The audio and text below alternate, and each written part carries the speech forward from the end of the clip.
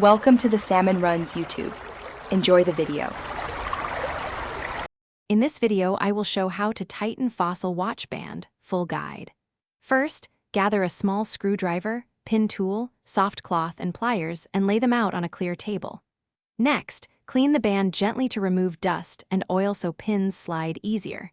Inspect link pins for arrows and decide how many links to remove or adjust for a snug fit. Keep all parts in a small tray to avoid loss. Use a steady hand when removing links to prevent scratches and pin damage. Position the band on the soft cloth and follow arrow directions to push pins out the correct way. Apply gentle, consistent pressure with the pin tool until the pin slides free, then finish removal with pliers.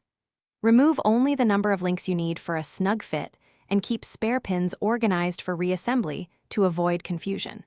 When reassembling, align holes carefully so pins slide in straight and avoid forcing them at an angle.